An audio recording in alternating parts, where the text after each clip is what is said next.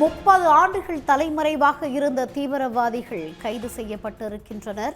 தமிழ்நாட்டில் நடந்த பல்வேறு குற்ற சம்பவங்களில் தொடர்புடைய 30 ஆண்டுகளாக தலைமறைவாக இருந்த தீவிரவாதிகள் கைது செய்யப்பட்டிருக்கின்றனர். 26 ஆண்டுகளாக தலைமறைவாக இருந்த மற்றொரு தீவிரவாதி முகமது அலி என்பவரும் கைது செய்யப்பட்டிருக்கிறார். 30 ஆண்டுகளாக தலைமறைவாக இருந்த தீவிரவாதிகளை தமிழ்நாடு காவல்துறை கைது செய்து நடவடிக்கை எடுத்திருக்கிறது. 1995 முதல் தமிழ்நாட்டில் நடந்த பல்வேறு வெடிகுண்டு சம்பவங்கள், மத ரீதியான கொலை சம்பவங்களில் சம்பந்தப்பட்டவர்களை தற்போது காவல்துறை கைது செய்திருக்கிறது. கூடுதல் விவரங்களுடன் இணைகிறார் செய்தியாளர் கிருஷ்ணா. கிருஷ்ணா, விவரங்களை பகிர்ந்துக்குங்க. நிச்சயமாக தேசிய அளவில் என்ஐஏ எனப்படும் நேஷனல் இன்வெஸ்டிகேஷன் ஏஜென்சி என்பது போல் மாநில அளவில் தீவிரவாதத்தை தடுப்பதற்காக ஏடிஎஸ் எனப்படும் ஆன்டி டெரரிஸ்ட் ஸ்குவாட் எனப்படும் தீவிரவாத தடுப்பு பிரிவை தமிழக முதல்வர் அறிவித்து தற்போது அது இந்த தீவிரவாத செயலை தடுக்கும் பணியில் ஈடுபட்டு வருகிறார்கள். அவர்கள் தலைமை எஸ்பி தெலுங்கானா இந்த குழு என்பது மாநிலத்தில் தீவிரவாத செயல்களில் ஈடுபடுவது குறித்து விரிவான விசாரணை என்பது நடத்தி வருகிறது. குறிப்பாக மாவட்டத்தில் இருக்கும் பல்வேறு வழக்குகளையும் அவர்கள் கையில் எடுத்து அது தொடர்பான நடவடிக்கைகளை மேற்கொண்டு வருகிறார்கள்.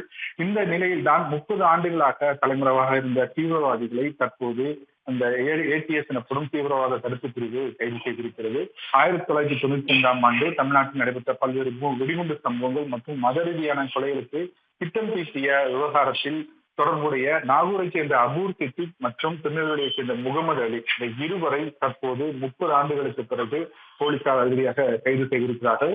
இவர்கள் முக்கியமாக 95ஆம் ஆண்டு சென்னை சிந்தாதிரிப்பேட்டையில் இந்து முன்னணி அலுவலகத்தில் குண்டு வைத்த விவகாரம் தொடர்பாகவும், அதே நேரத்தில் சென்னை காவல் ஆணையர் அலுவலகம் உட்பட திருச்சி, கோவை உள்ளிட்ட இடங்களில் 7 இடங்களில் வெடிகுண்டு வைத்த விவகாரம் தொடர்பாகவும், 2011ஆம் ஆண்டு அத்வானி ரத யாத்திரையின் போது பைப் வெடிகுண்டு வைத்த விவகாரம் தொடர்பாக என பல்வேறு வழக்குகளில் தொடர்புடைய அபூர் சித்திக் 30 ஆண்டுகளுக்கு பின் தற்போது கைது செய்யப்பட்டிருக்கிறார். இவருக்கு உடமையாக இருந்த குறிப்பாக முகமது அலி எனப்படும் யூனுஸ் என்பவரையும் தற்போது அதிகாரிகள் கைது செய்திருக்கிறார்கள். இந்த இருவரையுமே கைது செய்த பிறகு தற்போது நீதிமன்றத்தில் ஆஜர்படுத்தி சிறையடைக்கும் நடவடிக்கை என்பது மேற்கொள்ளப்பட்டு வருகிறது. தொடர்ந்து இந்த வழக்கு குறித்து தீவிர விசாரணை மேற்கொள்ளப்பட்டு வருவதாகவும், இதே போன்று தலைமறைவாக இருக்கும் தீவிரவாத செயல்களில் தொடர்பு இருக்கும் நபர்களை கைது செய்யும் நடவடிக்கையில் ஈடுபடுவதாக ஏடிஎஸ் தரப்பிலிருந்து தெரிவிக்கப்பட்டிருக்கிறது.